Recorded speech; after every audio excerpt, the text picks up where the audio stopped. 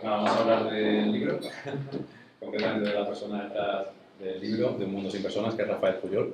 Ya sabéis que este formato en Foro de Foros lo que busca sobre todo es centrarse en la persona, en este caso en Rafael.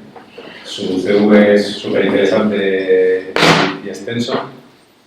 Podemos hablar de él en base a las pasiones que entiendo que tiene Rafael, por lo que he conocido a través de su libro, de la presentación a la que pude acudir con Margarita del libro también hace unas semanas. Y si hay un factor común claramente es la educación, ¿no? y la academia. Ha sido rector de la Universidad Complutense, actualmente rector honorario. También actualmente presidente de UNIR, una universidad que seguro que conoce mucho, los financieros de la sala todavía más por una operación reciente que ha habido, ¿verdad?, de entrada de una serie de inversores. Esa labor de educación se traduce también en una derivada que es la parte de divulgación. Has publicado, si no me equivoco, 22 libros, Rafael, decenas o probablemente cientos de artículos. Y además pues estás en el consejo editorial de Nueva Revista, ¿no?, donde creo que pasas revista al Estado de la Universidad. Sí. No sé si anualmente todos los años. Todos los años, sí. De la Universidad Española. Y bueno, además con la perspectiva que tienes actualmente desde Unión y la institución que hay detrás de UNIR, que es Proeduca, que tiene a su vez una serie de instituciones educativas en Hispanoamérica, pues también puedes hacernos quizás esa comparativa luego y hablarnos de esa perspectiva, ¿no? Pero lo más interesante de ti, Rafael, es que eres un gran aficionado al Sporting de Gijón. Hombre, sí, sí. Y eso lo digo porque, bueno, al final no dejas de ser asturiano y asturiano practicante. Margarita siempre se ríe de mí porque de algún modo en cada conversación con alguien nuevo digo que soy extremeño antes de acabar la primera frase. No tiene mucho sentido, pero nos pasa lo que somos de Extremadura. Y en tu caso, pues siendo asturiano, igual podemos empezar con tu historia por ahí, ¿no? Asturiano, casado, 4 hijos. ¿Qué nos puedes contar de ti? Bueno, pues, en fin, es una biografía muy monótona, ¿eh? No creas que... Sí, yo soy de Gijón, o sea, no solo soy asturiano, sino de Gijón. Que no es Oviedo. Que no es Oviedo, efectivamente. Yo, cuando estoy muy desesperado, Antonio, siempre me planteo una doble opción. O suicidarme o hacerme socio del Real Oviedo, ¿no? Y al final no he hecho ninguna de las dos cosas, o sea, que he resistido la situación. Hice el bachillerato en Gijón, estudié con los jesuitas, luego empecé mi carrera en Oviedo, en la Universidad de Oviedo, donde hice 2 años. Yo hice filosofía y letras, geografía e historia concretamente, y como esa especialidad no estaba en la Universidad de Oviedo, me vine a Madrid y acabé la carrera aquí. Luego tuve 2 estancias fuera, estuve en París un tiempo, especializándome precisamente en temas de población en un instituto muy conocido que está en esa ciudad, que es el Instituto de Estudios Demográficos. Y luego tuve también una pequeña estancia en Nottingham, en Inglaterra. Cuando volví, toda la carrera la hice en la universidad y básicamente en la Universidad Complutense. Fui sacando mis plazas, primero de adjunto, después de agregado, finalmente catedrático. Y también opté y obtuve a una plaza del Consejo Superior de Investigaciones Científicas en una época en que se podía compatibilizar la labor investigadora del Consejo y la labor docente en la universidad, pero llegó un momento en que eso no lo permitió la ley y ya me quedé definitivamente en la universidad. Bueno, y en la universidad pues yo creo que he sido casi todo. Empecé de ayudante, de clases prácticas y acabé de rector, o sea que toda la trayectoria académica. Estuve una temporada también en un año sabático, cuando acabé mi rectorado, en el Instituto de Empresa, una gran escuela y hoy día una gran universidad. Me tocó precisamente, fui allí para ayudarles en la creación de la universidad y fui su primer presidente, ¿no? Por tanto, estuve en el Instituto de Empresa el tiempo que duró mi permiso, por así decirlo. Luego ya tuve que volver a la Complutense para no perder mi cátedra y seguí ayudándoles, pero en una posición ya de asesor, diríamos, de presidente del Consejo Asesor.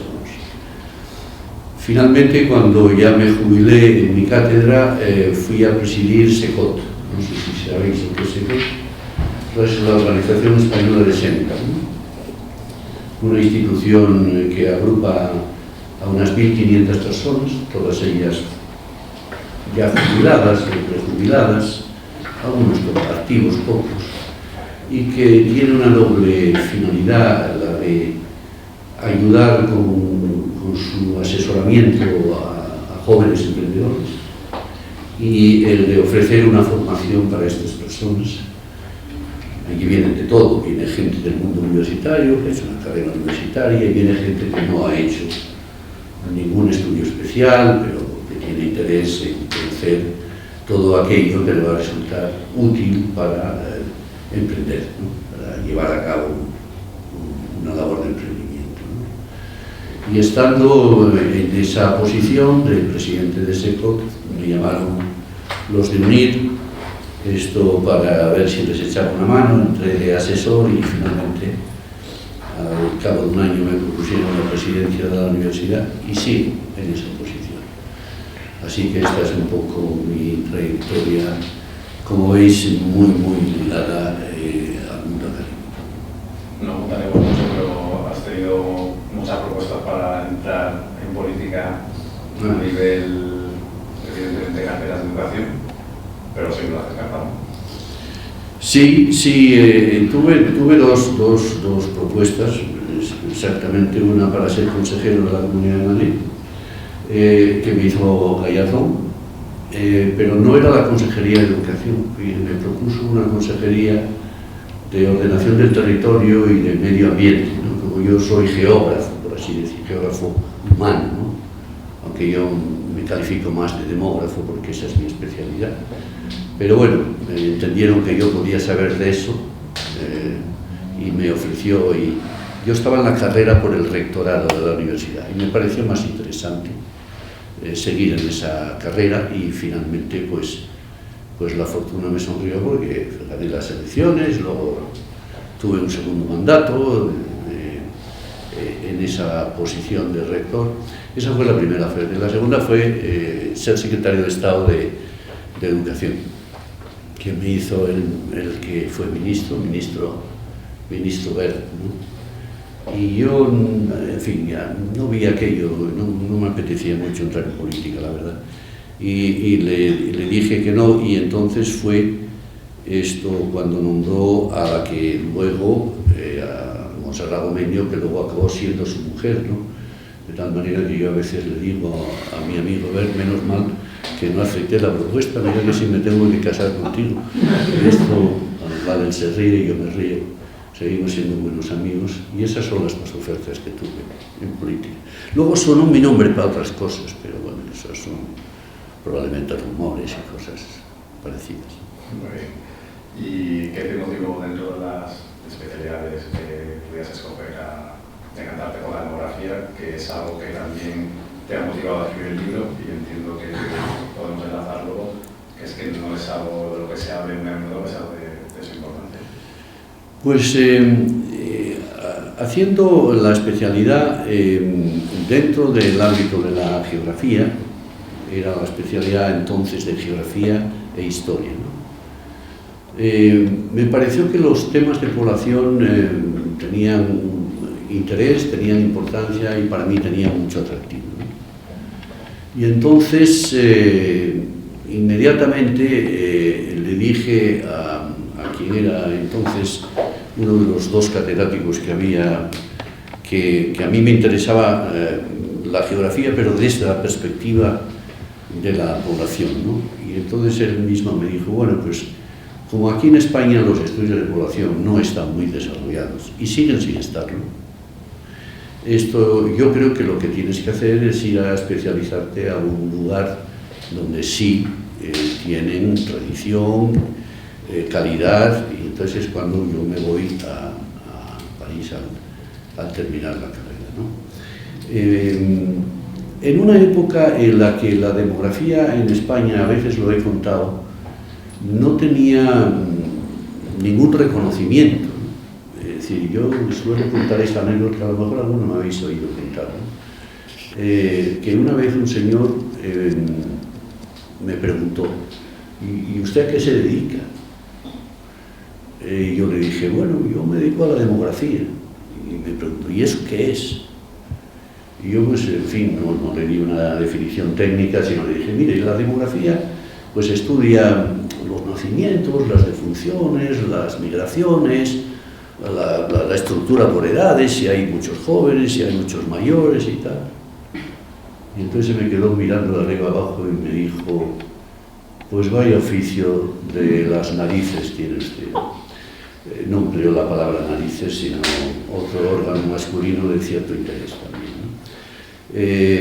Yo creo que eso ya no pasa hoy. Es decir, yo creo que la demografía empieza a ser reconocida como una disciplina con consecuencias importantes para el futuro económico y social de nuestras naciones, ¿no?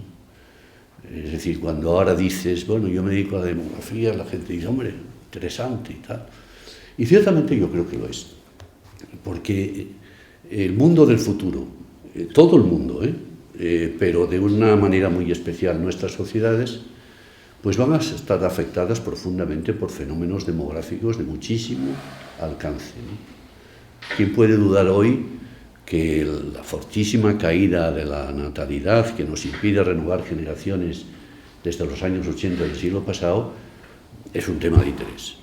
¿Quién puede dudar hoy que las migraciones que recibimos constituyen pues, un tema de absoluta actualidad e interés, ¿no? O el fenómeno del envejecimiento, ¿no? Bueno, pues todo eso son los temas que estudiamos los demógrafos y ofrecemos nuestros análisis, ofrecemos nuestras proyecciones, hacemos nuestras reflexiones y proponemos nuestras medidas a veces para tratar de corregir la deriva inadecuada que alguna de estas cosas está teniendo, ¿no? Por lo tanto, sin echar las campanas al vuelo, porque tampoco soy de los que cree que la demografía es reconocida como una disciplina importante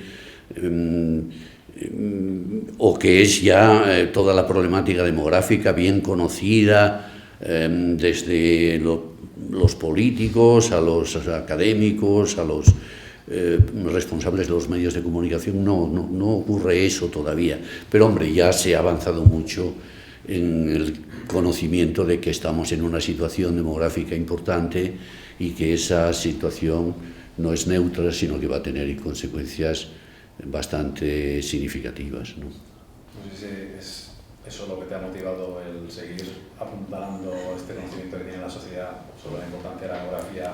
Este libro, que por cierto sabéis que hoy es el Día Internacional del Libro, que coincide con esta edición de La solapa de un libro, y que la verdad es que me gusta bastante, Rafael, y os lo recomiendo a todos porque eliges una serie de temáticas que además consultaste con ChatGPT, ¿verdad? Según tengo entendido. Sí. Y son todas temáticas muy directas, muy al grano, que permiten contrastar con datos de una manera rápida las implicaciones de la situación que tenemos. Que en cualquier caso, la otra parte que me ha gustado bastante del libro es que siempre hablas de desafíos y retos y no hablas de problemas, porque cuando una persona ignorante o legal en la materia se mete en esto y ve algunos de los datos que arrojas, lo primero que puedes pensar es vaya problemón, ¿no? No te pones a pensar en pues, otras quizás oportunidades incluso que se pueden aprovechar, ¿no? Pero la verdad es que el contraste negativo siempre ayuda a poner en situación las cosas, ¿no? Entonces, si nos puedes ilustrar un poco. Mira, yo escribí el libro fundamentalmente por dos razones. Bueno, evidentemente no es el primer libro que escribo, pero quizás es el primer libro que está en una línea de divulgación, permitidme la expresión, ¿no? de alta divulgación. Es decir, mis libros anteriores son más técnicos, son con un arsenal estadístico mayor, en fin, con la utilización de fórmulas para ilustrar cuestiones que a veces exigen un cierto conocimiento para saber interpretarlas. Y este libro no, este es un libro que está escrito para un público interesado en este tipo de temas, ¿no? Por lo tanto, es un libro que no tiene ningún arsenal técnico, que no se dedica a citar constantemente testimonios de autores, no, es un libro escrito de forma muy espontánea. Yo me he divertido mucho escribiéndolo, y digo que lo escribí por dos motivos. Primero, porque yo creo que debía de contribuir a que las cuestiones demográficas fueran más y mejor conocidas, y en segundo lugar lo escribí para tratar de deshacer algunos mitos, algunos prejuicios, algunas falsas percepciones que tiene la gente sobre cuestiones de población. Por ejemplo, pues hay mucha gente que sigue creyendo que estamos en una situación de explosión demográfica. No, estamos ya en una fase de clarísima desaceleración. Fijaros, solo un dato. De un crecimiento del 2,1% que teníamos en los años centrales del siglo pasado, hemos pasado en la actualidad a un crecimiento anual del 1,2%. Claro, 1,2% aplicado a una población mucho más numerosa que a mediados del siglo pasado sigue produciendo un crecimiento absoluto importante. Ya hemos rebasado los 8.000 millones, estamos en 8.100 aproximadamente en estos momentos. Calculamos que el año 2050 seremos 9.700 y que podríamos llegar en el año 2100 a 10.000 y pico, pero ya en una clara desaceleración del crecimiento. Ya no crecemos como crecíamos.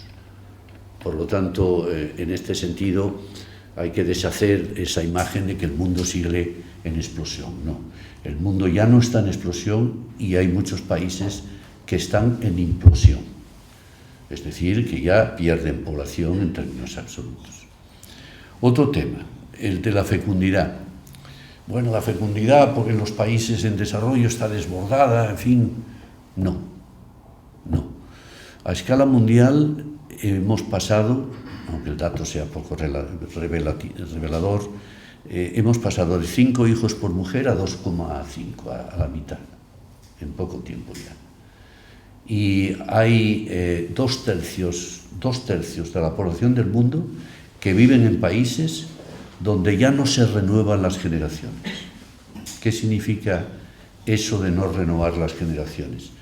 Pues para renovar generaciones se necesita que cada mujer en edad de procrear, que estadísticamente son los 15 a los 49 años, tenga 2,1 hijo como media. 2 hijos completos y una décima parte del tercero. Vamos. Son los temas de la estadística, ¿no? Bueno, pues hay 2 tercios de la población del mundo que vive en territorios donde ya no se renuevan las generaciones. África, pues África también entra en el abanico de países que han experimentado disminuciones muy sustantivas de la natalidad. Siguen teniendo natalidades altas, evidentemente, pero ya no tan altas como las que tenían y además están ya en curva descendente. Bueno, pues hay que deshacer esa idea. Otra idea, el mundo está desbordado por las migraciones. Estamos invadidos de inmigrantes. Basta recordar la posición de Trump en estos momentos o la posición de muchos de los gobiernos de los países europeos, sobre todo de aquellos países donde los regímenes más conservadores o ultraconservadores están dominando, ¿no? Bueno, si yo os digo que la población migrante a escala internacional es en estos momentos tan solo el 3,2% del total de la población mundial, os doy el dato suficiente. Es decir, de los 8.100 millones, solo el 3,2% se considera migrante. ¿Qué significa ser migrante? Vivir en un país distinto a aquel en que has nacido. El envejecimiento es un problema, otro mito. Vamos a ver, el envejecimiento es ante todo una conquista social. El hecho de que cada vez viva más gente, más años y en mejores condiciones, no se puede considerar un problema, hay que considerarlo como una gran conquista, ¿no? Otra cosa es que tenga desafíos, y claro que los tiene. El envejecimiento tiene el problema del pago de las pensiones, tiene el problema del aumento de los gastos sanitarios, tiene el desafío, del aumento de la discapacidad o de la dependencia. Pero tiene sus oportunidades, ¿eh? En un mundo como el nuestro, en que cada vez hay menos jóvenes, cuando hablo del mundo como el nuestro, hablo de las sociedades más avanzadas, lógicamente, pues si veis la pirámide laboral de los países de nuestro entorno económico y social, veréis cómo se estrecha profundamente. Es que cada vez hay menos jóvenes. Entonces, ¿quién suple el trabajo de esos jóvenes? Diréis, la inteligencia artificial. Bueno, la inteligencia artificial en parte va a cubrir toda una serie de puestos de menor cualificación, etc. Ahí estamos de acuerdo todos. Pero se va a necesitar más trabajadores físicos, por lo menos durante un periodo de tiempo. Y ahí solo tenemos 3 fuentes de abastecimiento. Primera fuente, más mujeres. Todavía caben huecos para las mujeres en el mercado laboral, sobre todo a edades un poquito medias o elevadas. Segundo, inmigrantes. Y tercero, senior. Es decir, el hecho de que cada vez haya más senior es una oportunidad para que el mercado laboral tenga los efectivos que debe de tener para que funcione de una manera correcta. Y además, la presencia de senior aumenta los niveles de consumo.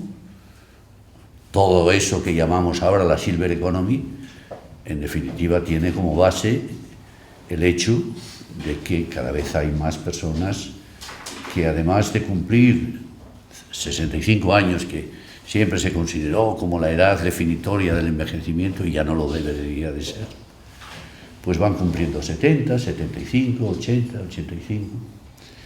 Hay un estudio precioso que yo cito en el libro de la Sociedad Gerontológica Japonesa, ¿no? Que utilizando diferentes indicadores, por ejemplo, indicadores como la fuerza con la que tú saludas con la mano, ¿no? A veces la gente da una mano fofa y tal, y otras veces la gente da una mano que te deja estrujada la tuya, ¿no? Por ejemplo, la velocidad de la marcha. Biden quería suplir sus carencias con aquellos trotecitos, ¿no? ¿Os acordáis? Que trataba de andar deprisa y el hombre tropezaba, desgraciadamente, más veces de las necesarias, ¿no? O, por ejemplo, la fuerza de la voz. Bueno, indicadores como estos, me parece que eran hasta 15 indicadores, llegaban a la conclusión que hoy día una persona de 80 años equivale a una persona de 60 hace 20, 25 años. ¿Eso qué quiere decir? Bueno, pues no solamente hemos añadido años a la vida, sino vida a los años. Se ha producido lo que yo en el libro llamo una especie de rejuvenecimiento. Es decir, en vez de hablar de envejecimiento, hablamos de rejuvenecimiento. ¿Por qué? Porque más gente se siente joven durante más años, ¿no? Y en unas condiciones sanitarias, bueno, pues bastante razonables, ¿no?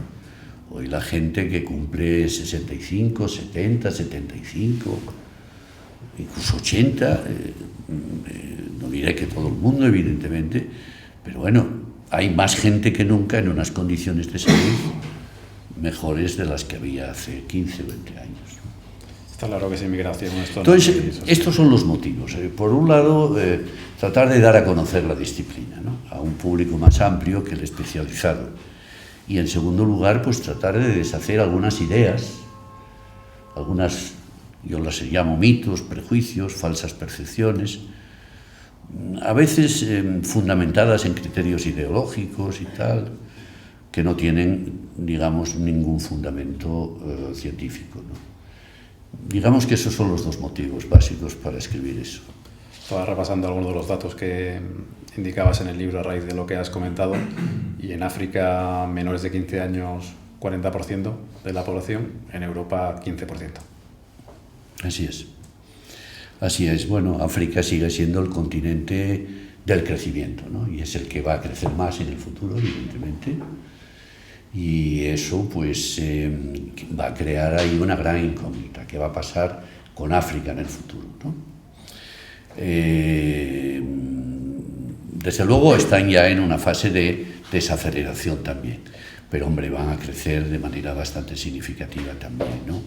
¿Será África capaz de proporcionar primero alimentos y después educación y por último trabajo a toda esa población?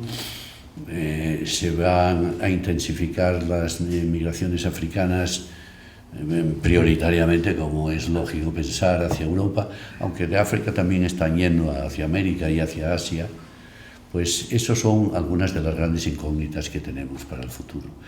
Probablemente África, además de ser el continente que más va a crecer, es el que más incógnitas nos está provocando en estos momentos en relación a cuál va a ser su propio futuro demográfico, económico y social.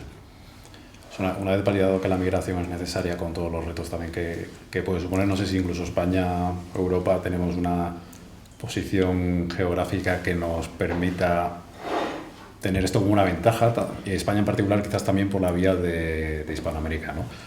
Partiendo de esa base de que si muere más gente de la que nace, hay más población envejecida, etcétera, pues ya para empezar tenemos más deuda per cápita si no entra migración y las otras muchas cuestiones que ocurren a nivel económico, ¿no? y que vistas desde hoy pues estamos muy tranquilos, pero que en 2050 si nos teletransportamos ahí y no cambia nada, pues son gravísimas, ¿no? Mira, España tiene ya desde hace algunos años crecimiento natural negativo, ¿no?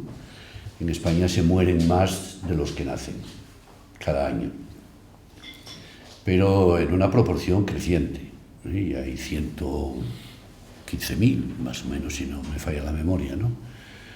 Lo que pasa es que seguimos creciendo España. España ya probablemente vamos a llegar, a no tardar mucho, a los 50 millones de habitantes. ¿Y eso por qué? Bueno, por el balance migratorio positivo que tenemos. ¿Sabéis cuántos inmigrantes tuvimos el año pasado? Pues es una cifra asombrosa. Hemos tenido inmigrantes 1.250.000 legales. Es decir, no irregulares, que son más difíciles de medir y tal, ¿no? Lo que pasa es que también hubo emigración, sobre todo retornos. Y el balance final fue de 600.000. O sea que del 1.250.000 al final se quedaron la mitad. Pero bueno, la mitad son... ¿Cómo compara con los nacimientos que hubo en España en ese periodo? Pues 360.000 nacimientos. 360.000. O sea que, como ves, y fallecimientos 400 y pico mil. Por lo tanto, balance negativo en 100 y pico mil, pero balance positivo de las migraciones, lo cual nos ha permitido crecer. Como eso parece que va a continuar, no se vislumbra que los nacimientos se puedan recuperar a corto plazo si no hay una política de ayuda familiar que pudiera ayudar un poco a mejorar la tasa de fecundidad. Estamos en la tasa más baja de Europa. La tasa más baja de Europa, sí, estamos en 1,1 hijo por mujer. Pero hay varias comunidades que tienen incluso una tasa por debajo. Mi tierra, Asturias, está en una tasa de fecundidad del 0,9. O sea que les queda para renovar generaciones, ya te puedes imaginar, ¿no? Y la migración no ayuda precisamente a Asturias. La migración en Asturias ha permitido que en los 2 últimos años haya crecido. En el 23 y en el 24 ha crecido un poquito. Sobre todo la migración internacional, porque la migración interior, aunque ha sido positivo el balance, ha sido menor. Ha habido un balance positivo de 9.000 migrantes internacionales y 3.000 nacionales. Por lo tanto, eso ha permitido que la línea descendente que tenía Asturias se haya ligeramente invertido en los 2 últimos años, el 23 y el 24. Pero vamos a ver qué pasa, ¿no? 2 años es poco para decir que se ha producido un cambio de tendencia. Hay que observar la situación durante un poquito más de tiempo, ¿no? Has comentado que vamos a ser casi 50 millones y, en teoría, luego la contabilización del desempleo ya sabemos también que es bastante polémica en este país, ¿no? Pero en teoría tenemos niveles ahora mismo de paro del 2007 y pues hemos crecido a nivel poblacional, ¿no? Entonces, eso quizás prueba un poco lo que estás comentando de la necesidad de... Eso es uno de los grandes misterios españoles, ¿no? Cómo en fin, siguen viniendo los inmigrantes, y seguimos manteniendo pues un nivel de paro que, aunque afortunadamente está en disminución, pues todavía sigue siendo importante, sobre todo si lo comparamos con otros países europeos, ¿no? Los inmigrantes vienen a desempeñar determinado tipo de oficios que no quieren ya desempeñar los españoles, ¿no? Los inmigrantes tienen, digamos, un nivel de ocupación bueno, bastante significativo, es decir, y un nivel de paro que no es especialmente elevado, ¿no? Pero ahí reside uno de los problemas que deberían de estudiarse con más profundidad, ¿no? Yo creo que pasa una cosa, es decir, el desempleo en España afecta a unas regiones mucho más que a otras, ¿no? Pero hemos perdido la condición de país migratorio en el propio interior de nuestro territorio. Es decir, en los años 50, 60, las migraciones interiores eran de una intensidad tremenda, ¿no? Y eso vació el centro y las áreas rurales en beneficio de la periferia y de las áreas urbanas e industriales, ¿no? Ahora se mueve muy poca gente. Es decir, que hay gente que dice: yo prefiero estar cobrando 600 euros del paro en un pueblo de la provincia de Jaén que no ir a Valencia, Barcelona, donde voy a encontrar quizás empleos con una mejor remuneración. Bueno, a todo esto se une ahora el problema de la vivienda que en fin, está también dificultando mucho precisamente la movilidad interior hacia esas zonas de mayor dinamismo económico, ¿no? Pero ya te digo, es uno de esos misterios de cómo podemos mantener una inmigración tan intensa con un nivel de paro todavía elevado, ¿no? Y sin embargo sucede así, es decir, que sucede así. La seguridad social cubre el desempleo y los inmigrantes siguen encontrando actividad porque desarrollan aquellos puestos de trabajo que ya los españoles realmente no quieren desempeñar: hostelería, construcción, cuidado de personas mayores. Esas son las actividades básicas de nuestros inmigrantes, ¿no? Eso es otro gran tema que te quería comentar, que era el tema de las ciudades, ¿no? Has comentado que la propia África se está desacelerando el crecimiento de su población y en parte probablemente el fenómeno de la desruralización, ¿no? Tenga algo que ver con eso, por lo que implica ser madre y otras muchas cuestiones en la ciudad. Sí. En la ciudad disminuye claramente la fecundidad respecto de las áreas rurales. ¿Puedes dar los porcentajes? Eso es una constante en todos los países. ¿Porcentaje nos puedes dar de cómo ha evolucionado la población que vive en ciudades? Nosotros debemos estar ya en un 80 y tantos % de población urbana, ¿no? ¿En España o en Europa? En España. Bueno, pero en Europa las cifras son muy parecidas, están por encima del 80%, ¿no? Creo que hay países como Bélgica que incluso más. Bueno, más, y Holanda, que tiene probablemente uno de los, yo creo que tiene el nivel más alto, ¿no?, de urbanización, ¿no? Y en cambio hay todavía países en vías de desarrollo que están en el 50%, es decir, la capacidad de crecimiento de la población urbana en países desarrollados ya es pequeña. Es pequeña porque ya con porcentajes del 80 y tantos, 90, pues realmente ya la posibilidad de crecer es pequeña, ¿no? Pero sin embargo en países del tercer mundo, donde todavía hay valores del 50 y tantos, la posibilidad de crecimiento es realmente fuerte, ¿no? Y eso se va a producir. Todas las proyecciones de las Naciones Unidas ponen de manifiesto que además de crecer, aunque no con la misma intensidad que en el pasado, se va a producir un fenómeno de concentración urbana importante. Creo que hablabas de actualmente Asia 60%, África 40%, pero luego hay que ver esos casos por dentro, ¿no? Y por dentro quiero decir que en las áreas geográficas, concretamente creo que mencionabas África, el acceso a agua potable de la población, pues en el que vive en una ciudad igual es del 60%, a higiene un 40%, entendido como desagües y este tipo de cuestiones. Sí, claro. Y todas estas cuestiones, pues evidentemente también entiendo que no Pero ayudan. a pesar de todo, siguen las grandes ciudades, sobre todo. Hay un problema en esos países de macrocefalia urbana, ¿no? Es decir, que están creciendo mucho las grandes ciudades, ¿no? Y sin embargo no se forma un tejido urbano homogéneo porque no crecen tanto las ciudades intermedias, ¿no? Si vas a América Latina, por ejemplo, el fenómeno de la macrocefalia urbana es bien conocido. ¿Dónde se concentra la mayor parte de la población argentina? En Buenos Aires. Y la de Uruguay, en Montevideo. Y la de Brasil, en Sao Paulo y en Río de Janeiro, ¿no? O sea que hay un problema serio de macrocefalia urbana, y lo que falta en esos países es, digamos, un tejido urbano mucho más homogéneo, que tenga ciudades grandes, por supuesto, pero también ciudades intermedias y pequeños núcleos de población, ¿no? Esto le quitará peso en el futuro inevitablemente al gobierno central de turno, ¿no? Las sociedades se concentran en ciudades, el peso de la decisión que pueda tener un gobierno central respecto a el impacto que puede tener en la vida de unos ciudadanos que están concentrados en una zona con sus propios políticos y demás, entiendo que acabará afectando.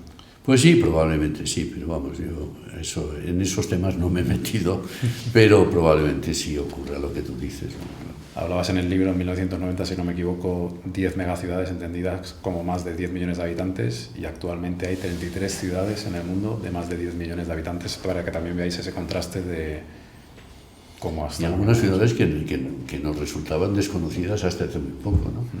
¿Quién conocía a Wuhan, ¿no? Muy poca gente sabía que Wuhan existía, ¿no? Y se hizo famosa desgraciadamente desde la pandemia, pero Wuhan tiene más de 1 millón de habitantes. O sea y en China hay muchas ciudades de este tipo, ¿no? Porque ha habido un gran movimiento interior, ¿no?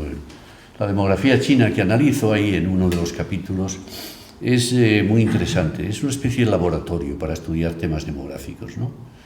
Porque tienen 3 o 4 problemas demográficos de mucha envergadura, ¿no? Por ejemplo,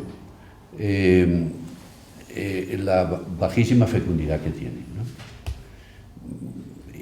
Fue bajísima durante la etapa, os acordáis, ¿no?, del hijo único, ¿no? Las autoridades chinas no dejaban a las parejas tener más de un hijo, ¿no? Solamente en casos muy excepcionales podían tener 2, en determinado tipo de zonas y en determinado tipo de padres, ¿no? Por ejemplo, si los 2 eran hijos únicos, pues a lo mejor les dejaban tener 2, pero bueno, la política del hijo único era una política, digamos, común en todo el territorio chino. Ahora ya han cambiado, empezaron autorizando 2 e incluso ahora autorizan 3. Bueno, pues no han logrado recuperar la natalidad. A pesar de que tienen medidas pronatalistas importantes, los chinos están acostumbrados ya a una situación de baja natalidad, de familias reducidas, y no han respondido a las medidas. Y por lo tanto, el problema de la natalidad en China sigue siendo un problema muy serio. Segundo problema, tienen un problema de envejecimiento muy fuerte. ¿Por qué?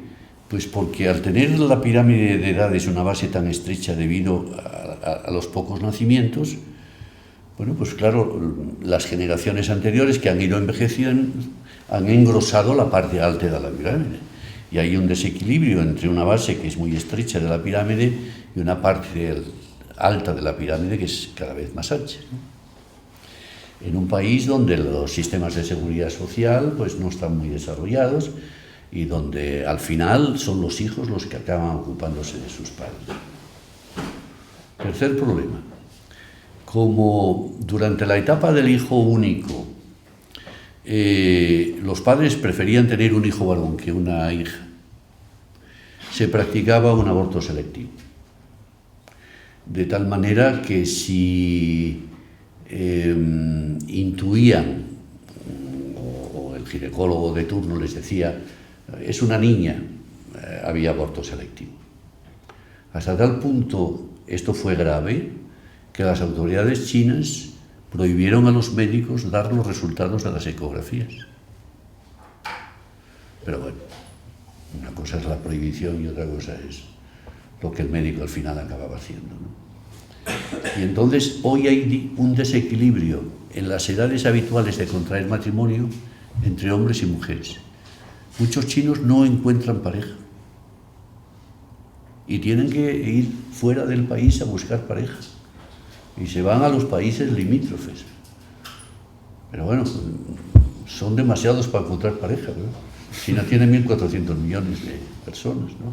Aunque ya no es el país más poblado de la Tierra, ya le ha ganado a India, ¿no? Y cuarto problema, han tenido una inmigración interior no autorizada muy fuerte, porque para poder emigrar, por ejemplo, de una zona rural a una ciudad, tenías que tener la autorización del gobierno, ¿no? De turno. Y el gobierno no autorizaba porque no quería que se despoblasen los campos, querían mantener vivas las comunas, en fin, este tipo de cosas, ¿no? De tal manera que tenían una emigración viviendo en ciudades ilegal, que no tenían derecho a mandar a sus hijos a la escuela, que no tenían derecho a utilizar la sanidad pública, hasta se dieron cuenta de que este era un problema de tal magnitud que no tuvieron más remedio que regularizar esa situación, ¿no? Pero, en fin, como veis, China es un laboratorio de análisis muy interesante, ¿no? Tanto en temas de fecundidad, como en temas de nupcialidad, como en temas de migraciones, como en temas de envejecimiento. A mí siempre me ha resultado muy atractivo estudiar el tema chino y de alguna forma pues ahí dedico un capítulo precisamente a la demografía china. Esto que has mencionado de no tener acceso a educación, al final ya estamos viendo que esto de la demografía es un sistema extremadamente complejo, ¿no? Pues de algún modo hace que seas menos empleable también cuando alcances la edad correspondiente y si no eres empleable pasas a engrosar pues de nuevo más gasto público con todas las consecuencias que eso tiene, ¿no? Y esto pasa también en parte en África, es uno de los retos que tienen con todos los jóvenes que tienen ahí. Pasa mucho, por ejemplo, en países islámicos. En países islámicos ya han experimentado un retroceso de la natalidad fuerte, ¿eh? Hay países árabes con religión islámica que ya no renuevan generaciones, ¿eh? Ojo. Irán, por ejemplo, no renueva generaciones.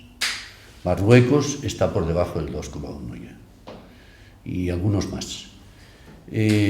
Pero bueno, como consecuencia de natalidades previas elevadas, pues tiene una población joven muy fuerte. Tú hablabas del 40%, y sí, hay muchos países que están en población joven, es la de menos de 15 años a efectos estadísticos, ¿eh? A efectos de nuestros análisis. Bueno, tener una población del 40% de personas menores de 15 años es un tema importante, ¿no? Y como no hay empleos para todos, unos se van a la patera, se van a la emigración y otros se radicalizan y forman parte de... Ese es un problema serio de la juventud en muchos de estos países, ¿no? O se radicalizan en los países de destino y se crean esas células que todos sabemos que han actuado en Bélgica, en Alemania, en Holanda, y afortunadamente en España, salvo los episodios del 2011, ¿no? No ha habido. España es un país que a estos efectos sí tiene una cierta diferenciación, porque hemos pasado de ser un país de migrantes, como sabéis, ¿no? La España peregrina de la que se hablaba, ¿no? A ser un país de inmigración fuerte. Y eso se ha producido sin grandes convulsiones, es decir, aquí no ha habido movimientos xenófobos, racistas, discriminatorios, no ha habido partidos políticos de este tipo de actitudes. Bueno, Vox, sí, pero Vox, en fin, es un partido minoritario, ¿no? Por el momento, y no tiene... Y en las encuestas de Eurostat, por ejemplo, en relación a la actitud de los españoles respecto de la inmigración, obtenemos los mejores resultados en relación a los demás países de nuestro entorno, ¿no? Quizás porque fuimos primero un país de migrantes y esa condición ha podido ser un factor que influya en la mentalidad de nuestra gente, pero no somos un país excesivamente, vamos, con niveles altos de racismo, de xenofobia. Bien, quizás también por una razón, y es que el 40% de nuestros inmigrantes vienen de América Latina. Y claro, son gente que habla la misma lengua, tienen la misma religión, practican las mismas costumbres, y en ese sentido pues ha facilitado mucho que la inmigración en España no constituya un problema, ¿no? Otros vienen del este de Europa, vienen los búlgaros, los rumanos, tampoco han constituido, salvo alguna mafia por ahí, un problema serio. Luego, tercer origen es Marruecos, pero ahora Marruecos está ya en retroceso porque ya la población joven marroquí empieza ya a reducirse, ¿no? Y por lo tanto, digamos que las personas que podrían salir hacia otros destinos europeos, España, Francia, Bélgica, pues están reduciéndose, ¿no? La gran incógnita, volviendo al tema de antes, es qué va a pasar con los subsaharianos. De momento, los subsaharianos que vienen a España no vienen con intención de quedarse. Los subsaharianos que vienen a España, senegaleses, malienses, pretenden dar el salto más a Europa. Nos utilizan como país de paso. Y de hecho las comunidades, digamos, afro o subsaharianas en España no son especialmente significativas. Hay otro gran mito que mencionas en el libro, que es el de la gran sustitución, ¿no? Que tú vienes a decir que al final la siguiente generación, hijos de migrantes, básicamente adoptan las costumbres, por decirlo de algún modo, de natalidad del país en el que acaban. Sí, mira, bueno, eso es pura estadística, no es que yo me lo invente, ¿no? Pero suele ocurrir, es decir, que las segundas generaciones acaban adaptando sus comportamientos a las pautas de la población autóctona. Y además en España ocurre así, mira, el índice de fecundidad de las españolas, la media es 1,1. El de las españolas está un poquito más bajo, casi un hijo por mujer. Pero es que el de las extranjeras tampoco renuevan generaciones ellos. Están en 1,3, 1,4. Fue más alto, pero ahora baja. Y es que han entrado en el juego de la natalidad las segundas generaciones, cuyos comportamientos ya son más parecidos a las de españoles. Ahora bien, ojo, el porcentaje de hijos de madre extranjera está en el 25%. Si no tuviesen esas extranjeras ese volumen de niños, nuestra natalidad estaría todavía por los más suelos, ¿no? Y el porcentaje de hijos de personas que han nacido en el extranjero, fíjate la diferencia. Unos son extranjeros, otros son nacidos en el extranjero. Y el porcentaje de hijos de personas nacidas en el extranjero sube al 30%. Esos que han nacido en el extranjero pueden ser o extranjeros en España o pueden ser ya españoles, sí, que hayan adquirido nuestra nacionalidad. Por lo tanto, sí, lo que digo, basado en pura estadística, es que efectivamente yo no creo que la natalidad de los extranjeros en nuestros países, en fin, vaya a estar desbordada, y algunas tesis que uno lee por ahí de que Europa será musulmana el día de mañana. No, yo sinceramente creo que eso no se va a producir porque, primero, el volumen de personas de esas procedencias de países árabes está disminuyendo. Y en segundo lugar, porque los hijos que esas personas tienen cuando llegan aquí están claramente en retroceso. Los turcos en Alemania, por ejemplo, ¿no? O otras nacionalidades en Francia, etc. El libro está repleto de estos datos que, como veis, son súper interesantes. Antes has mencionado el tema del peso de la inmigración a Latinoamérica en España, y si miramos Madrid concretamente, hay un dato también muy llamativo en el libro. Nos irán en 1990 80.000 personas de este origen en Madrid, y ahora tenemos 1 millón de personas en Madrid de este origen, ¿no? Pero bueno, por cerrar este capítulo ya, Rafael, España 2050, el pescado está vendido, ¿qué podemos hacer? Y si quieres, ¿qué va a pasar si no hacemos nada?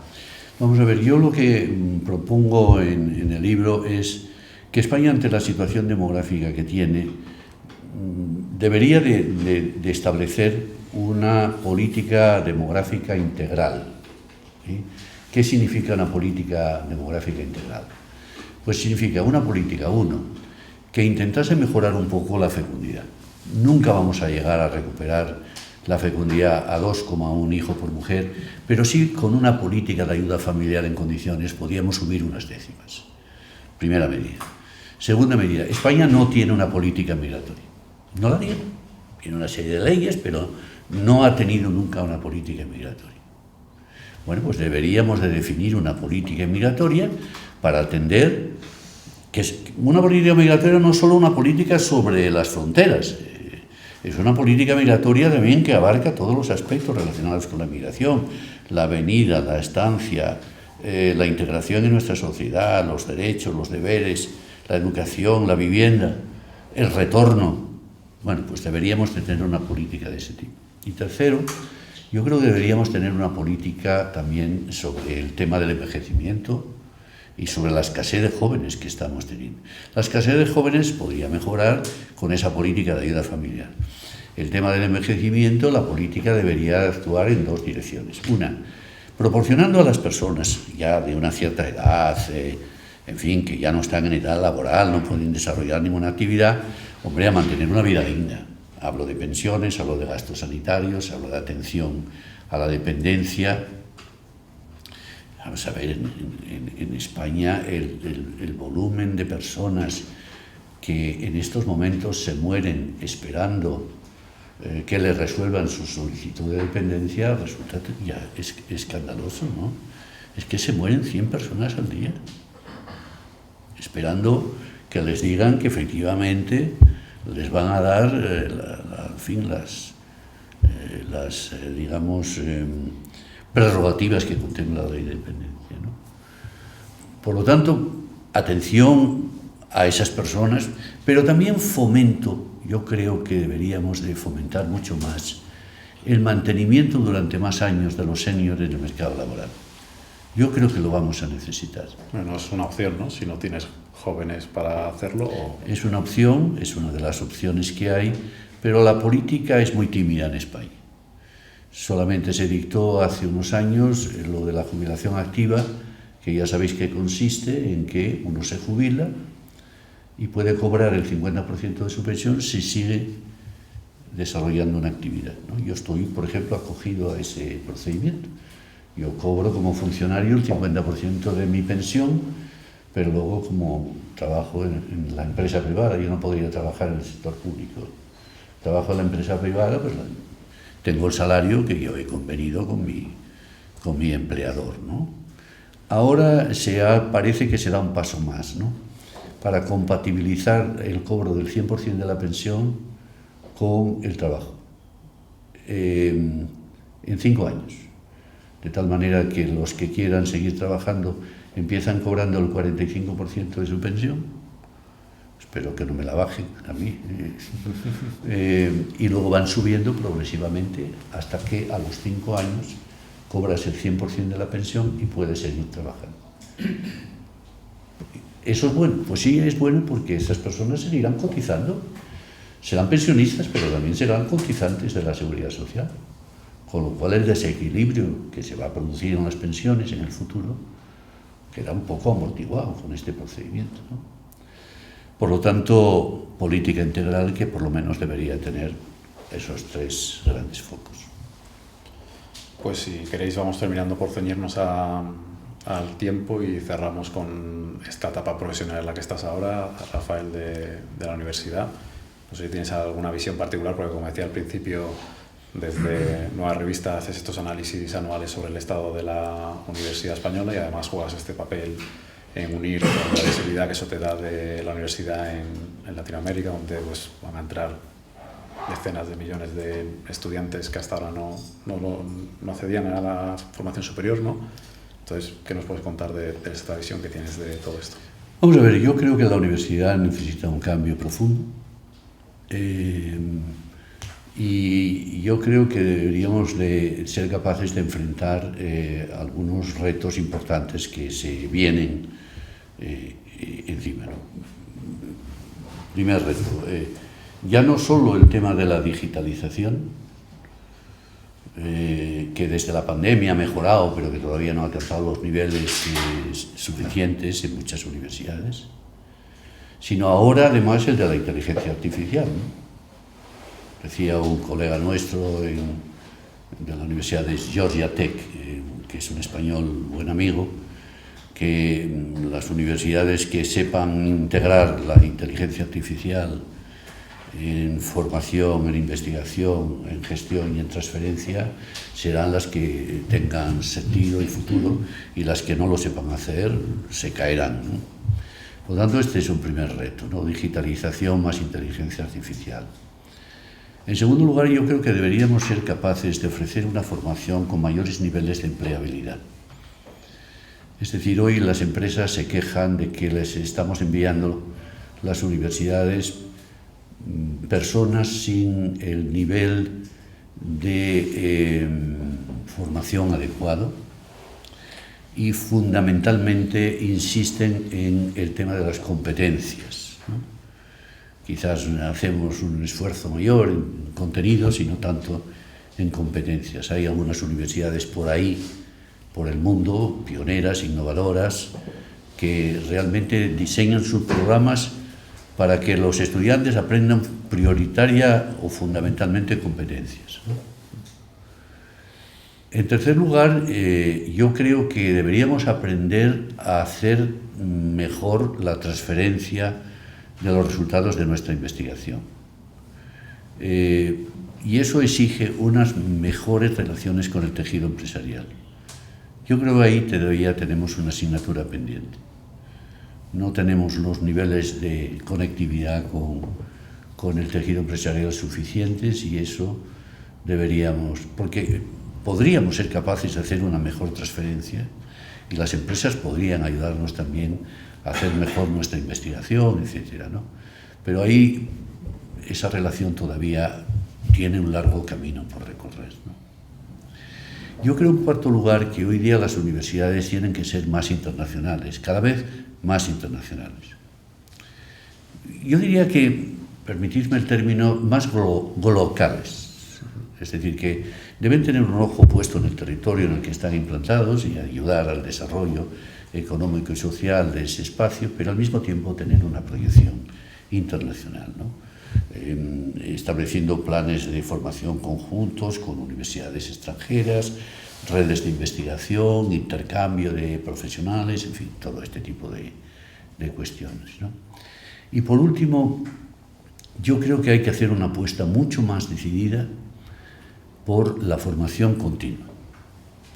Hoy la universidad, sobre todo la Universidad Española, forma a los chicos en los grados, les da una especialidad con los máster, aquellos que quieren seguir carrera universitaria o investigadora hacen su tesis, pero no le estamos prestando a la formación continua la atención que deberíamos prestar.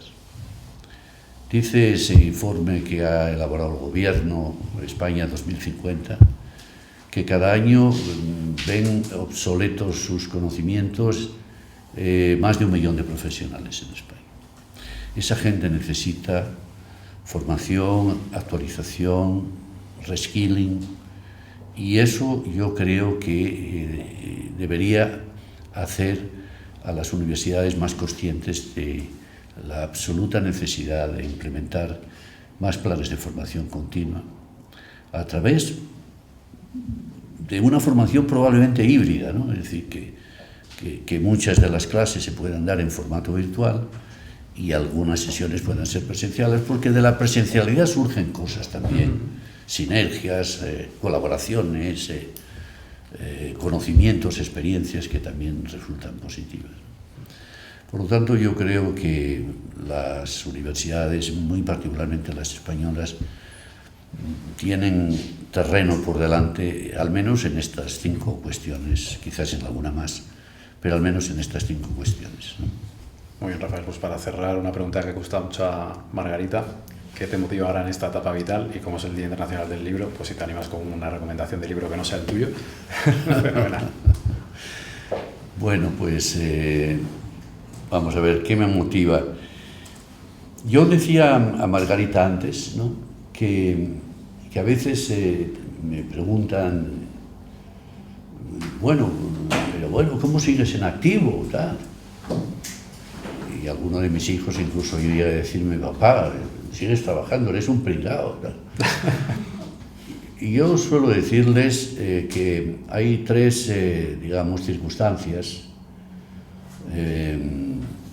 que explican y que motivan probablemente el que una persona que a una cierta edad, yo ya no soy ningún chaval, sigas trabajando, ¿no? La primera es que tengas salud física y mental. Bueno, yo, gracias a Dios, la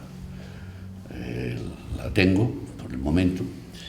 Pequeños achaques como todo el mundo, pero vamos, en buenas, razonables condiciones. La segunda es que tengas ilusión.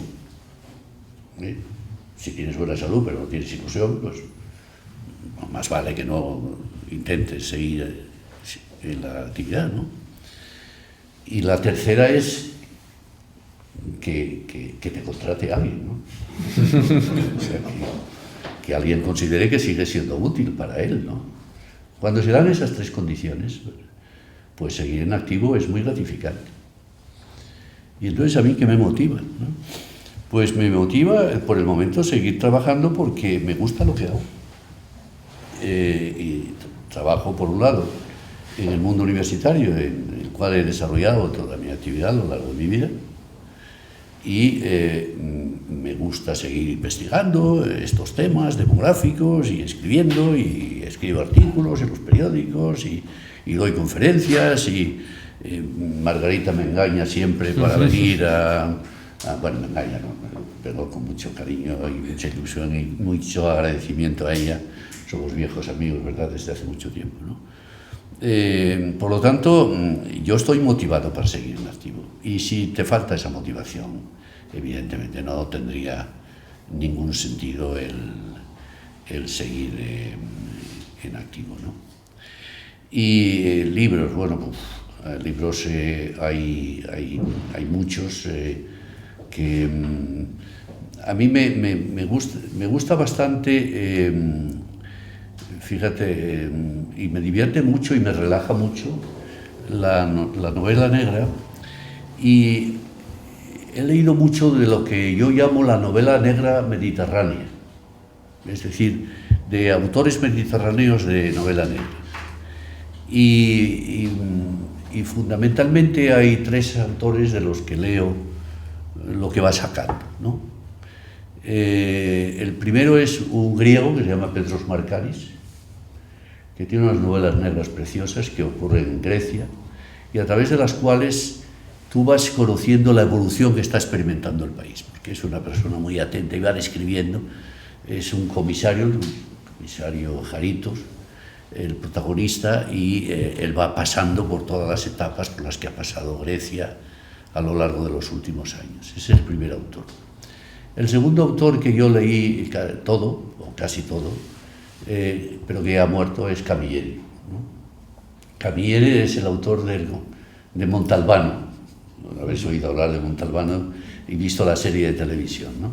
Tiene unas novelas preciosas, ¿no?, ambientadas en Sicilia, en un lugar, digamos, inexistente de Sicilia, que creo recordar que se llama Vigata. Y la tercera, que es americana, creo, pero afincada en Venecia, y ahora se ha ido a vivir a Suiza, es Dona León, que también tiene una... también leía a Vázquez Montalbán. Desde luego Camilleri crea su personaje, el comandante Montalbano, en honor a Vázquez Montalbán, ¿no?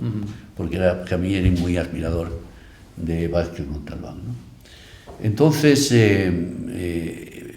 estoy leyendo todo lo que sale. Bueno, de Camilleri ya desgraciadamente no puedo leer, pero a veces releo alguna de las cosas.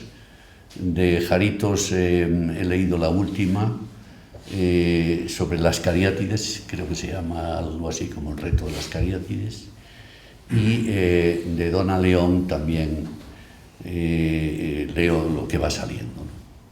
Por lo tanto, no es un libro solo el que recomiendo, es un estilo, la novela negra, y son varios autores, todos ellos mediterráneos, porque describen mucho esta civilización nuestra del mundo mediterráneo. Pues muchísimas gracias, Rafael. Ha sido muy interesante. Bien. Nada. No sé si tenemos tiempo para preguntas, Margarita, ¿sí? Si alguno se anima, por favor. Habéis mencionado el peso enorme que tienen algunas partes de España, concretamente Comunidad de Madrid, la inmigración hispana, cultura, lengua, etc. ¿En qué medida crees, Rafael, que las lenguas cooficiales son un impedimento para que se produzcan migraciones de personal cualificado interno y de inmigración externa? Vamos a ver, yo creo que el hecho de que Madrid reciba tanto inmigrante latinoamericano tiene en parte que ver con la lengua, efectivamente. Los inmigrantes latinoamericanos no van a Cataluña. Y no van a Cataluña porque la política catalana es que aprendan catalán. Y entonces lo consiguen mejor con personas que no saben hablar español. Y por eso han favorecido más inmigración marroquí, inmigración subsahariana, inmigración también del este. Por lo tanto, el factor lengua yo creo que para Madrid es un factor importante de atracción. Yo creo que además Madrid desde hace tiempo pues ha establecido una política de atracción bastante razonable, ¿eh? Es decir, yo colaboré con algunos de los consejeros de temas migratorios en el pasado y yo creo que aquella vieja frase de que todos oímos en alguna ocasión de que en Madrid nadie se siente forastero, es una realidad, ¿no? La gente de Madrid acoge bien a los inmigrantes, sobre todo del mundo latinoamericano, en donde además ellos se integran con mucha más facilidad, ¿no? ¿Sabes cuál es el problema que yo veo? Que la inmigración latinoamericana, que yo creo que es la causante de que en España efectivamente nos hayan producido elevados niveles de discriminación y de racismo y de xenofobia contra los inmigrantes, va a acabar disminuyendo. Porque la evolución demográfica que está experimentando América Latina es de fortísima, bastante fuerte caída de la natalidad en muy poco tiempo. Ya hay varios países que están por debajo del nivel de reemplazo. Eso quiere decir que la población joven, que es la que básicamente emigra, en unos años va a ser cada vez más reducida. Yo hablaba ayer precisamente con un experto, con un chico catalán, un colega mío catalán del Instituto de Estudios Demográficos que hay en Barcelona, y él defendía esta misma tesis, ¿no? Me decía, tienes toda la razón, yo creo que en poco tiempo ya vamos a tener ese problema. Es decir, y él decía, y yo le decía, bueno, ¿y de dónde van a venir los inmigrantes entonces? Y él, en vez de contestar, me dijo, buena pregunta. Y es verdad, ¿de dónde van a venir? Si va a bajar la inmigración latinoamericana, si la inmigración del este en Europa va a caer también, porque la situación demográfica de los países del este diría que es incluso peor que la nuestra, Bulgaria, Rumanía, etcétera, ¿no?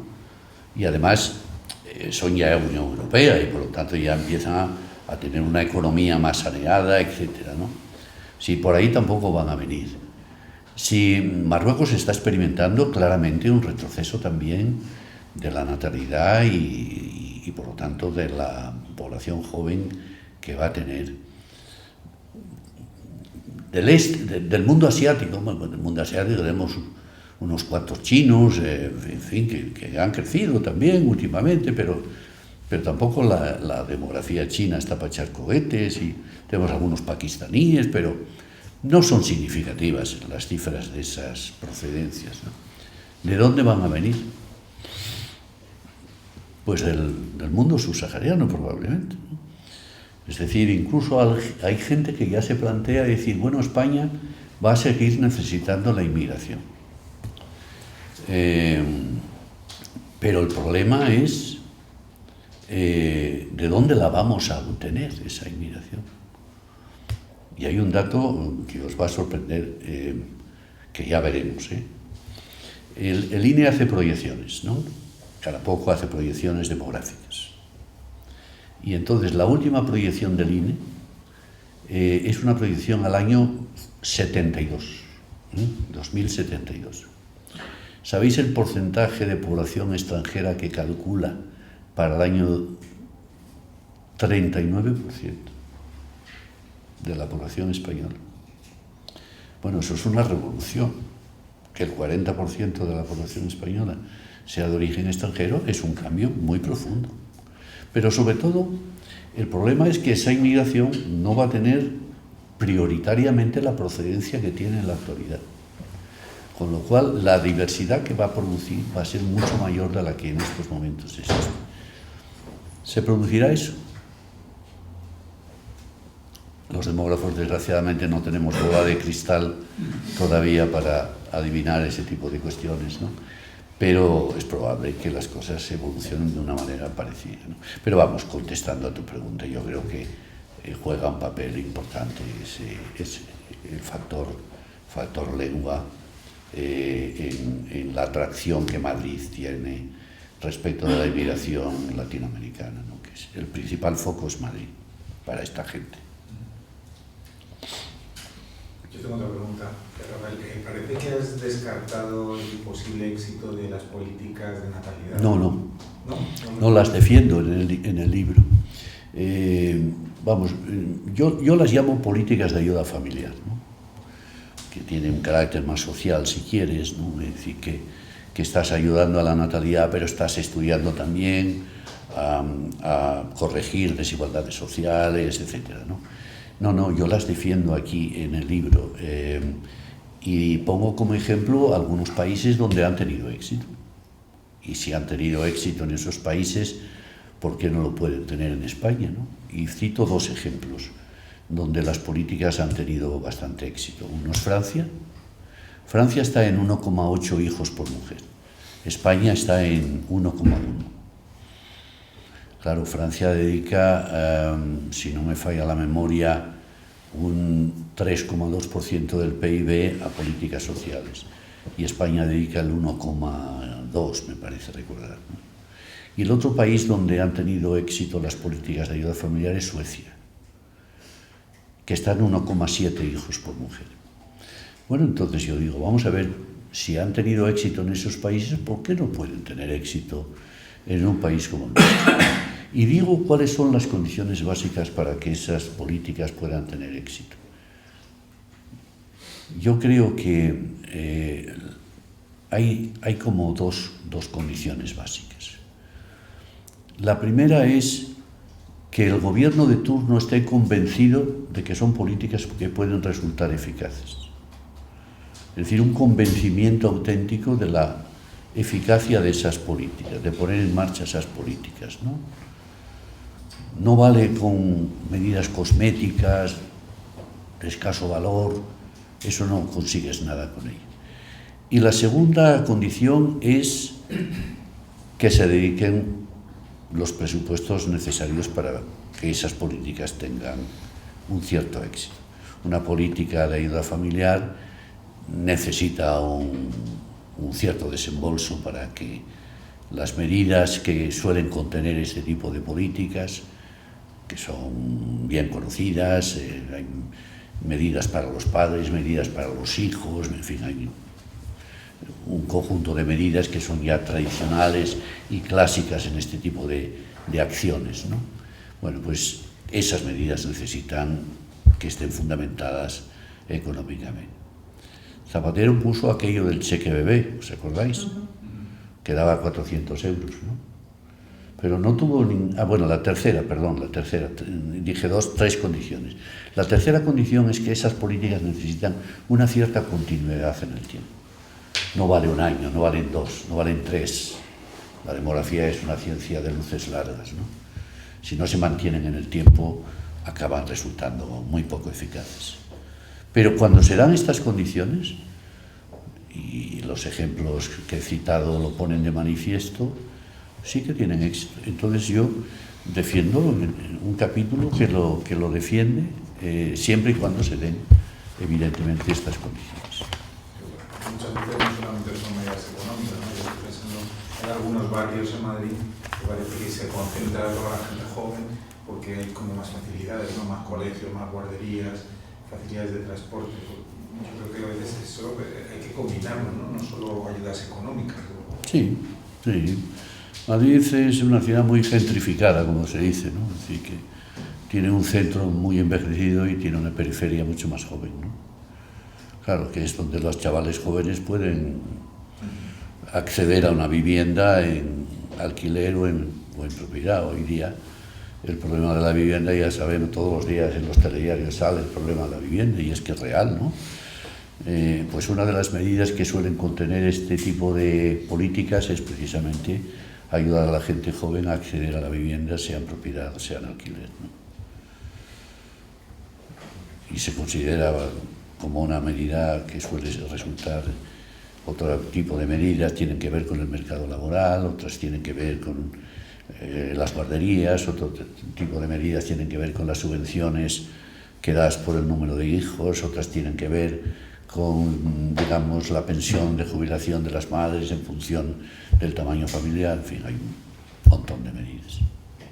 A mí me gustaría preguntarte si en el estudio, vuelvo al tema latinoamericano de la inmigración, se tiene también en cuenta en los estudios de inmigración hacia España, en este caso, las derivas económicas y sociales de los países latinoamericanos, desgraciadamente para ellos, ¿no? Pienso el tema de Venezuela, que sí, claro que sí, sí, claro. Dentro de claro. Y otros países que desgraciadamente pues van una deriva económica y social. Sin duda, claro. Problemática. Hombre, fíjate, es decir, la inmigración latinoamericana a veces está muy relacionada con las crisis económicas o políticas, ¿no? Con las dos. Cuando llega una dictadura, pues hay siempre un éxodo. Y cuando se produce una crisis económica hay igualmente un éxodo importante. España y bueno, Madrid en particular, pues ha recibido, tiene hoy día las oleadas más importantes, la primera son los colombianos, y Colombia ha tenido episodios en el pasado complicados y complejos. La segunda nacionalidad, si no me falla la memoria, es Ecuador. Y ahora, últimamente, ha venido mucho venezolano también. Bueno, hace un poco más de tiempo venía mucho argentino, ¿sabes? Que decían que todos eran psicólogos, los argentinos que venían. Hoy ya los argentinos ya vienen en una cantidad mucho más modesta, ¿no? Ahora vienen colombianos, ecuatorianos, venezolanos, mexicanos, pero de una clase social bastante elevada. O sea, los mexicanos que están viniendo y que se están adueñando del barrio de Salamanca, son los que pueden pagar los altísimos precios de la vivienda, son de otro tipo no son ya trabajadores fundamentalmente, etcétera, ¿no? Pero claro que ya han tenido que ver las crisis económicas y políticas, las dos, que a veces van juntas, ¿eh? Hasta Venezuela, por ejemplo. ¿Hasta dónde la religión o la espiritualidad ha configurado la demografía antes y sobre todo una visión hacia el futuro, pensando quizás más en una Europa y en una España? Bueno, es un factor que sin duda alguna ha influido en una variable básica, ¿no? Que es la natalidad. Es decir, que la mayor o menor permisividad de cada credo en relación con la natalidad pues ha determinado niveles más altos o más bajos de esa fecundidad, ¿no? Pero ya no solo es la religión en sí, es decir, casi todas las grandes religiones son natalistas. Lo es la religión musulmana, lo es el budismo, lo es las religiones cristianas, no todas son en principio favorables al crecimiento demográfico, ¿no? El problema muchas veces no es el credo, sino la práctica. Lo que se ha producido muchas veces es, digamos, una debilitación de las creencias religiosas. Y eso ha podido actuar negativamente sobre esa variable. Es decir, ¿por qué ha bajado tanto la natalidad en España? Pues por una multiplicidad de factores, ¿no? Por ejemplo, uno de ellos es de naturaleza demográfica, que es la disminución de la mortalidad infantil. Una familia que tenía 6 hijos hace 100 años podía esperar conservar pues 4, a lo mejor, ¿no? Perdón, 2. Luego, con el paso del tiempo, podía conservar 3, conservar 4, y hoy día una familia que tuviera 6 hijos, que no abundan, puede esperar conservar 5,90. Ese es un factor claro de la caída de la fecundidad, ¿no? El proceso de urbanización es otro factor. La gente en las ciudades tiene menos hijos que en las zonas rurales, ¿no? Otro factor, bueno, pues ya más coyunturales, son las crisis económicas, ¿no?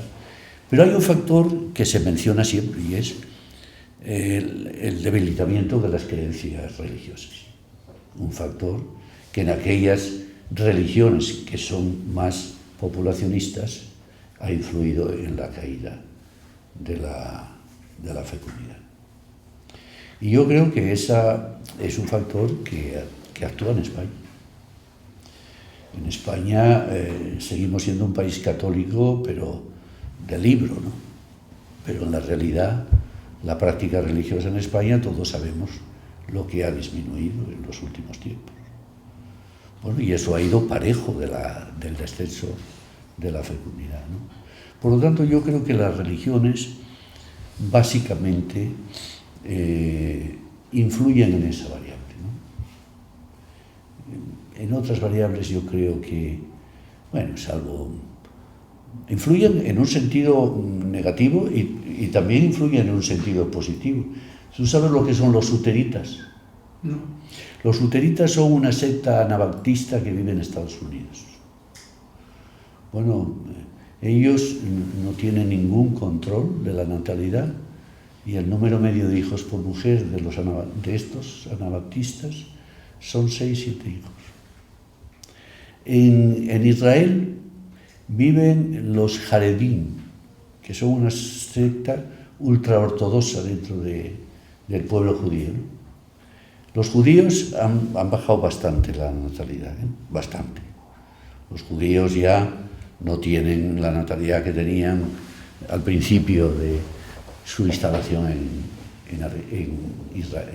Palestina, ¿no? Pero dentro sigue existiendo, hablo de ellos en el libro, ¿no? Sigue existiendo una secta cuya natalidad también está, no me acuerdo en cuántos, 5 o 6 hijos.